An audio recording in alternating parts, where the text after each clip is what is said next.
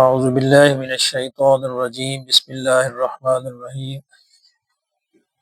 وَيَوْمَ نَبْعَثُ مِنْ كُلِّ أُمَّةٍ شَهِيدًا ثُمَّ لَا يُؤْذَنُ لِلَّذِينَ كَفَرُوا وَلَا هُمْ يُسْتَعْتَبُونَ وَإِذَا رَأَى الَّذِينَ ظَلَمُوا الْعَذَابَ فَلَا يُخَفَّفُ عَنْهُمْ وَلَا هُمْ يُنْذَرُونَ وَإِذَا رَأَى الَّذِينَ أَشْرَكُوا شُرَكَاءَهُمْ قَالُوا رَبَّنَا هَؤُلَاءِ شُرَكَاؤُنَا الَّذِينَ كُنَّا نَدْعُو مِن دُونِكَ فَأَلْقَوْا إِلَيْهِمُ الْقَوْلَ إِنَّكُمْ لَكَاذِبُونَ وَأَلْقَوْا إِلَى اللَّهِ يَوْمَئِذٍ السَّلَامَ وَضَلَّ عَنْهُمْ مَا كَانُوا يَفْتَرُونَ الَّذِينَ كَفَرُوا وَصَدُّوا عَنْ سَبِيلِ اللَّهِ زِدْنَاهُمْ عَذَابًا فَوْقَ الْعَذَابِ بِمَا كَانُوا يُفْسِدُونَ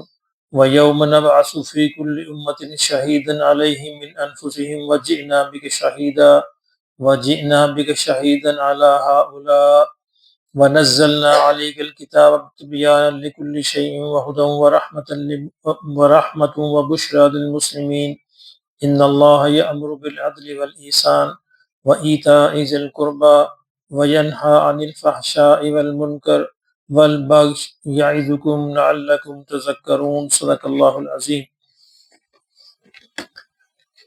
فرمایا کہ وَيَوْمَ نَبْعَثُ مِن كُلِّ أُمَّةٍ شَهِيدٍ کہ اس دن کو ذرا یاد کرو، یعنی وہ منظر ذہن میں لاؤ جو ہونے والا ہے۔ نَبْعَثُ مِن كُلِّ أُمَّةٍ شَهِيدًا کہ ہم ہر امت میں سے ایک گواہ کو کھڑا کریں گے، یعنی وہ گواہی دینے والا ہوگا کہ ہم نے اللہ کا پیغام اس امت کو پہنچا دیا۔ تو جتنی پچھلی امتیں آئی ہیں ان سب امتوں کے گواہ تو ان کے نبی ہوں گے، رسول ہوں گے، چونکہ پچھلے نبی اور رسول ایک خاص امت کی طرف، خاص قوم کی طرف، خاص علاقے کی طرف بھیجے جاتے تھے، تو ان کے انبیاء کو اللہ رب العزت گواہی کے لیے کھڑا کریں گے، اور یہ وہ گواہی دیں گے کہ ہم نے اللہ کا پیغام جو ہے اس قوم کو پہنچا دیا تھا۔ ثم لا یؤذن للذین کفروا،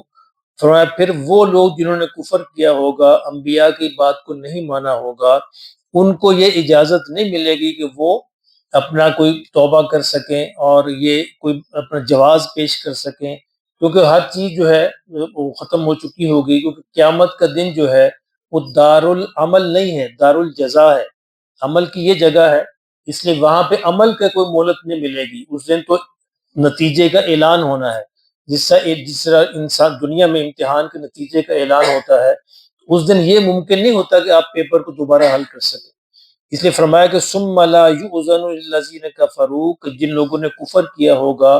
ان کو کوئی بھی جواز پیش کرنے کی یا عذر معذرت کرنے کی اجازت نہیں ہوگی، ولا هم یستعتبون اور نہ ان کی توبہ اس دن قبول کی جائے گی، یعنی اگر وہ اس دن توبہ کرنا بھی چاہیں، اللہ کے آگے گڑ گڑائیں بھی، سجدے کے اندر بھی پڑ جائیں، تو اللہ کہے گا کہ یہ دار العمل نہیں ہے، دار الجزا ہے، اب وہ مہلت، عمل کی مہلت ختم ہو گئی، ان کی کوئی توبہ قبول نہیں کی جائے گی۔ وَإِذَا رَأَى الَّذِينَ ظَلَمُوا الْعَذَابَ اور کہا کہ یہ کافر جو ہیں جب یہ ظالم جو ہیں عذاب کو دیکھیں گے، فَلَا يُخَفَّفُ عَنْهُمْ وَلَا هُمْ يُنذَرُونَ اور وہ عذاب ایسا ہوگا کہ نہ اس میں کوئی تخفیف کی جائے گی، نہ ان پر کوئی کمی کی جائے گی، وَلَا هُمْ يُنذَرُونَ نہ انہیں کوئی مہلت دی جائے گی، یعنی اگر عذاب کے اندر داخل ہو گئے تو ہو گئے، نہ وہ کمی ہوگی اور نہ اس کے اندر کوئی ان کو مہلت دی جائے گی۔ وَإِذَا رَأَى الَّذِينَ أَشْرَكُوا شُرَكَاءَهُمْ بڑے غور کی بات ہے، دیکھیں وہ کیا منظر ہوگا، فرمایا اس کو بھی یاد کرو، رَأَى الَّذِينَ أَشْرَكُوا شُرَكَاءَهُمْ کہ یہ جو شرک کرتے ہیں دنیا کے اندر، یہ جب اپنے شریکوں جن کو یہ پوچھتے تھے ان کو جب دیکھیں گے قیامت کے دن اپنے سامنے، قالوا ربنا هؤلاء شركاؤنا تو اپنے رب سے کہیں گے کہ اے ہمارے رب یہ ہیں وہ شریک ہمارے جن کو الذین کنا ندعو من دونک جن کو ہم آپ کو چھوڑ کر پکارتے تھے، وہ بھی ظاہر وہاں پہ جمع ہوں گے، تو یہ شرک کرنے والے اللہ سے کہیں گے کہ یا اللہ یہ وہ شرکا ہیں جن کو ہم پکارتے رہے دنیا میں آپ کو چھوڑ کر، اللہ اکبر، فَأَلْقَوْا إِلَيْهِمُ الْقَوْلَ وہ شریک جو ہیں وہ ان کا قول انہی پہ ڈال دیں گے، یعنی جن کو پوچھتے تھے، جن کو پکارتے تھے، جن سے مدد مانگتے تھے دنیا کے اندر اللہ کو چھوڑ کر، تو وہ سارے شرکا جو ہیں وہ اس بات کو جھٹلا دیں گے، انہی پر ڈال دیں گے کہ نہیں تم خود مجرم ہو، ہمارا اس میں کوئی قصور نہیں ہے، انکم لکاذبون تم جھوٹ بول رہے ہو، ہمیں نہیں پتا تھا تم ہماری عبادت کرتے تھے، ہمیں نہیں پتا تھا کہ تم ہم سے مدد مانگتے تھے، ہم سے فریادیں کرتے تھے، ہم کو پکارتے تھے، ہم کو تم حاجت روا مشکل کشا سمجھتے تھے، ہم کوئی نہیں جانتے اس وقت، تم جھوٹ بول رہے ہو، یہ تمہارا اپنا قصور ہے، تم خود کرتے رہے۔ یعنی آپ خود ذرا اندازہ لگائیے کہ اس وقت جتنے بڑے بڑے اولیاء ہیں، کیا یہ دادا صاحب نے کہا تھا کہ آپ ان کی پوجا کریں؟ بابا فرید نے کہا تھا ان کی پوجا کریں؟ تو وہ جھٹلا دیں گے قیامت کے دن، ہمیں نہیں پتا تھا، یہ خود کرتے رہے۔ یعنی اگر کبھی اپنے ملک میں ایک صاحب کشف بزرگ جو ہیں وہ دادا صاحب کے مزار پہ حاضر ہوئے اور ان کو کشف ہوا، ان سے کہنے لگے بھی دیکھیں آپ کے مزار پہ کیا خرافات ہو رہی ہیں، تو آپ ان کو روکتے کیوں نہیں؟ وہ کہتے میں کیوں روکوں، میری ذمہ داری ہے، میرے تو مہلت ختم ہو گئی، یہ تمہاری ذمہ داری ہے کہ تم لوگ زندہ ہو تم روکو، مجھے نہیں پتا یہ کیا کر رہے ہیں، یہ خود ذمہ دار ہیں، میں تو اپنا وقت پورا کر کے اس دنیا سے آ چکا، بات ختم ہو گئی، اب تمہاری ذمہ داری کہ تم کرو۔ اس طرح تمام شریک جو ہیں، چاہے وہ صاحب مزار ہوں یا کوئی اور ہوں، بت ہوں، کوئی بھی ہوں، وہ اللہ سے کہیں ہمارا کوئی قصور نہیں، ہمیں تو یہ پتا بھی نہیں تھا کہ ہم کو پکار رہے تھے۔ دیکھیں جن کو یعنی مسلمان جن کو پکارتے ہیں فلاں مدد فلاں مدد فلاں مدد پکارتے ہیں، اب ان کو کیا پتا کہ ہم ان کو پکار رہے ہیں؟ مجھے نہیں پتا، وہ صاف جھٹلا دیں کہ اللہ کے آگے کہ یا اللہ ہمارا کوئی قصور نہیں تھا، یہ خود جھوٹ بولتے ہیں، اللہ ان کا جھوٹ اسی پہ ڈال دیں۔ وَأَلْقَوْا إِلَى اللَّهِ يَوْمَئِذٍ السَّلَامَ، فرمایا پھر جب یہ صورتحال پیش آئے گی تو یہ سارے لوگ جو ہے اللہ کے آگے سر تسلیم خم کر دیں گے، مان جائیں گے، یعنی بالکل وَضَلَّ عَنْهُمْ مَا كَانُوا يَفْتَرُونَ، اور جو یہ جھوٹ بولتے رہے، افترا کرتے رہے، یہ سارے کا سارا اس دن ہوا ہو جائے گا، ختم ہو جائے گا، ان کا کچھ بھی فائدہ اس سے نہیں ہوگا، وہ جھوٹ سارا ظاہر ہو جائے گا۔ الذین کفروا وصدوا عن سبیل اللہ، میں یہ لوگ جو کفر کرتے رہے اور اللہ کی راہ سے روکتے رہے،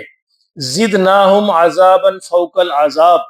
ان کے عذاب پر ایک عذاب اور بڑھا دیا جائے گا، بما کانوا یفسدون، چونکہ وہ دنیا میں فساد پھیلاتے تھے۔ یہ کیا ہے؟ ایک ہوتا ہے خود گناہ نہ کرنا، خود گناہ کرنا، ایک ہوتا ہے دوسرے کو بھی گناہ پہ لگانا،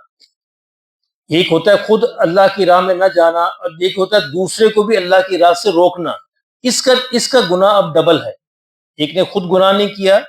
خود گناہ کیا، اور دوسرا ہے کہ دوسرے کو بھی گناہ پہ لگایا، تو ان کو ہے اللہ فرماتا ہے زدناہم عذابا فوق العذاب، ہم ان کو دگنا عذاب دیں گے، ایک تو ان کا اپنا گناہ کرنے کا عذاب اور دوسرا دوسروں کو گناہ پر لگانے کا عذاب۔ تو جن کی وجہ سے ان کی وجہ سے جو لوگ گناہ پر لگے، ان کی وجہ سے جو لوگ سرکشی پر لگے، ان کا گناہ بھی ان کو ان کے ذمہ آئے گا، وہ ڈالا جائے گا، ان کا عذاب اس طرح پہ دگنا ہو جائے گا۔ اس لیے بڑا اہم ہے انسان ہمیشہ کوشش کرے کہ میری وجہ سے کوئی گمراہ نہ ہو جائے، میری وجہ سے کوئی غلط راستے پہ نہ جائے، چلے کم از کم اگر میں غلط راستے پہ ہوں تو کم از کم کوئی اور تو نہ لگے، تاکہ اس کا گناہ بھی میرے سر پہ نہ آ جائے۔ اسی طرح نیکی کا معاملہ ہے، اگر انسان خود نیکی کرتا ہے اور کسی اور کو نیکی کے راستے پہ لگاتا ہے تو اس کی نیکی کا اجر بھی اس کو ملے گا۔ اس لیے یہ لازمی کوشش کرنی چاہیے کہ انسان خود بھی نیکی کرے اور دوسروں کو بھی کہتا رہے، دعوت دیتا رہے، ہو سکتا ہے اس کے کہنے سننے سے وہ نیکی پہ آ جائے، اس کو پتہ بھی نہیں ہوگا لیکن اللہ کے حساب میں لکھا جائے گا اور اس کو اس کی نیکی کا اجر بھی ملنا شروع ہو جائے گا۔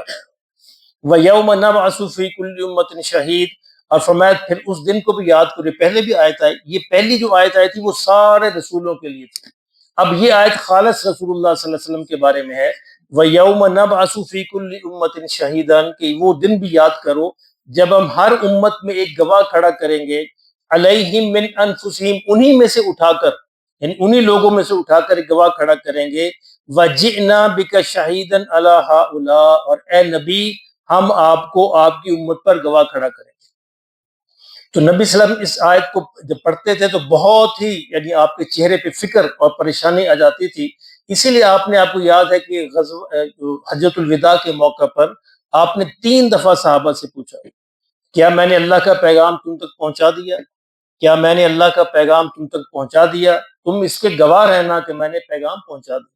تو ہر نبی سے، اور یہ خاص نبی صلی اللہ علیہ وسلم سے کہا جا رہا ہے کہ آپ سے بھی پوچھا جائے گا کہ آپ نے میرا پیغام قوم تک پہنچا دیا۔ وَنَزَّلْنَا عَلَيْكَ الْكِتَابَ تِبْيَانًا لِكُلِّ شَيْءٍ، اور فرمایا ہم نے یہ کتاب اسی لیے آپ پر نازل کی ہے کہ آپ ہر چیز کو کھول کر بیان کر دیں،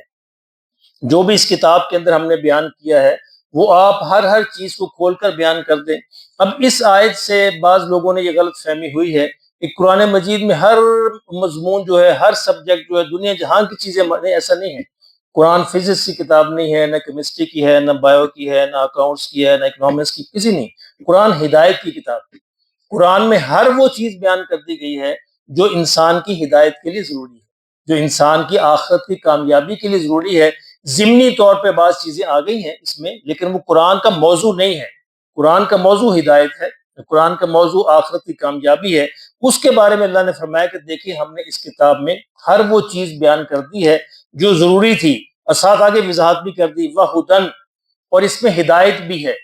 وَرَحْمَةً، اور اس میں رحمت بھی ہے، وَبُشْرَىٰ لِلْمُسْلِمِينَ، اور ہم نے مسلمانوں کے لیے اس کو خوشخبری بنایا ہے۔ جو ماننے والے ہیں ان کو اس سے ہدایت ملے گی، اس سے رحمت ملے گی، اور اس سے وہ خوشخبری ملے گی جو ان کو جنت کی طرف لے جائے گی۔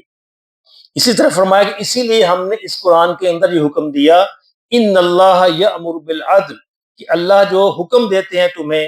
عدل کا، انصاف کا، والاحسان، اور احسان کا، نیکی کا، وایتاء ذی القربی، اور رشتہ داروں کے سلوک کو، یعنی اچھا سلوک کرنے کا، ان کے حقوق ادا کرنے کا۔ یہ قرآن مجید کی یہ وہ آیت ہے جس کے بارے میں پوری امت کا اتفاق ہے یہ کہ یہ قرآن مجید کی سب سے جامع آیت ہے۔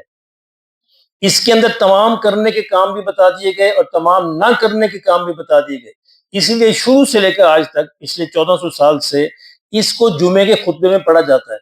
اگر آپ اپنے ذہن میں لائیں نا، ہر امام اس کو آخر میں پڑھتا ہے، ان اللہ یأمر بالعدل والاحسان وایتاء ذی القربی وینہی عن الفحشاء والمنکر والبغی، کیونکہ اس کے اندر جمع کر دیا اللہ نے، یعنی خلاصہ بیان کر دیا ہے پورے اسلامی تعلیمات کا۔ تین چیزیں کرنے کی ہیں، تین چیزیں نہ کرنے کی ہیں۔ یعنی اگر صرف انسان اسی کو پڑھے، یعنی اکثر، اور یہ اتنی جامع آیت ہے کہ بہت سے صحابہ صرف یہ آیت سن کر ایمان لے آئے تھے۔ یعنی بہت سے صحابہ پہلے جب کفر کی حالت میں تھے تو اس خوبصورت آیت کو سن کر ایمان لے آئے۔ تو ایک صحابی ہیں حضرت عثمان ابن مظعون، اور یہ فرماتے کہ میں اپنے رشتہ داروں کی وجہ سے نا ایسے شرم و شرم ایمان لے آیا، یعنی دل نہیں کر رہا تھا تو مسلمان ہو گیا۔ لیکن ایک دن میں نے حضور صلی اللہ علیہ وسلم کی زبان مبارک سے یہ آیت سنی، اس دن یہ آیت سن کر میری تو زندگی بدل گئی، اور پھر میں نے سچے دل سے ایمان لے آیا۔ اتنی جامع بات کرتا ہے قرآن، چند لفظوں کے اندر اتنی جامع بات کرتا ہے۔ اس سے ولید بن مغیرہ ایک مشہور یعنی قریشی تھا، اس نے اپنے یہ آیت جب سنی، اس نے جا کے اہل قریش سے کہا کہ دیکھو تم اس قرآن کا مقابلہ نہیں کر سکتے، تو اس کا مقابلہ چھوڑ دو، اس کے اندر تو ایسی جامع بات بیان ہوتی کہ ہم اس کا کوئی جواب دے نہیں سکتے۔ اب بطور مثال پہ اس نے یہ آیت پڑھ کے سنائی کہ دیکھو کتنی عظیم الشان جو بات جو یعنی محمد صلی اللہ علیہ وسلم کے رب نے چند لفظوں میں بیان کر دی۔ اب تین لفظ ہیں، عدل، احسان اور ایتاء ذی القربی۔ اب عدل کے اندر ہر نا انصافی آ جاتی ہے، عدل کے اندر حق ادا کرنا آ جاتا ہے، ہر ظلم سے باز رہنا آ جاتا ہے۔ احسان کے اندر ہر نیکی آ جاتی ہے، احسان میں ہر نیکی، اور صرف نیکی نہیں بلکہ نیکی کو بڑے اچھے طریقے سے کرنا۔ اور ایتاء ذی القربی میں ہر حقوق العباد جو ہیں وہ سارے کے سارے اس میں آ جاتے ہیں۔ یعنی تین چیزیں ایسی ہیں جن کے تحت سارے اچھے جو کرنے کے کام ہیں وہ اللہ نے بیان کر دیے۔ وَيَنْهَى عَنِ الْفَحْشَاءِ وَالْمُنْكَرِ وَالْبَغْيِ، اور تین چیزیں اللہ نے منع فرمائی، اس میں ساری برائیاں آ جاتی ہیں۔ فحشاء سے مراد ایسی برائی ہے جو کھلم کھلا کی جائے اور جس کا سے معاشرہ تباہ و برباد ہو۔ منکر سے مراد ہر برائی ہے، یہ منکر جامع لفظ ہے، اس کے تحت فحشاء بھی آتا ہے، بغض بھی آتا ہے، لیکن وضاحت کے لیے اللہ نے بیان کر دیا منکر میں ہر قسم کی چھوٹی بڑی ظاہری باطنی خفیہ جو بھی ہے وہ ساری برائیاں آتی ہیں، اور فحشاء خاص طور سے الگ سے بیان کی کہ وہ یہ برائی ہے کہ جس سے کرنے سے معاشرے پہ دیکھا دیکھی برے اثرات پڑتے ہیں۔ اور بغض کہتے ہیں بغاوت کو، سرکشی کو، یعنی اپنی حدود سے نکل جانا۔ اب ان تینوں چیزوں کے تحت ہی سارے گناہ آتے ہیں، یا تو بندہ اپنی حدود سے نکل جاتا ہے، اپنی حد سے نکلتا ہے، اپنی حدیں توڑ دیتا ہے، بغاوت کرتا ہے، اور یا کوئی چھوٹی موٹی برائی کرتا ہے یا کھلی برائی کرتا ہے۔ تو جتنی بھی برائیاں ہیں، جتنے بھی گناہ ہیں، ان تینوں میں آ گئے۔ تو اس آیت میں کرنے کے سارے کام، اچھے کام، اور بچنے کے سارے کام جس سے بچنا ہے وہ سارے اللہ نے بیان کر دیے۔ فرمایا یعظکم، اللہ تمہیں پھر اس کی نصیحت بھی کرتا ہے۔ پہلے کہا کہ ان اللہ یأمر، اللہ تمہیں حکم دیتا ہے، اور آگے بات ختم کی کہ یہ میری نصیحت بھی ہے۔ یہ میری نصیحت بھی ہے، لعلکم تذکرون، تاکہ تم یاد دہانی حاصل کرو، تاکہ تمہیں فائدہ ہو جائے اور تم آخرت میں کامیاب ہو جاؤ۔ اللہ پاک ہمیں نصیب فرمائے۔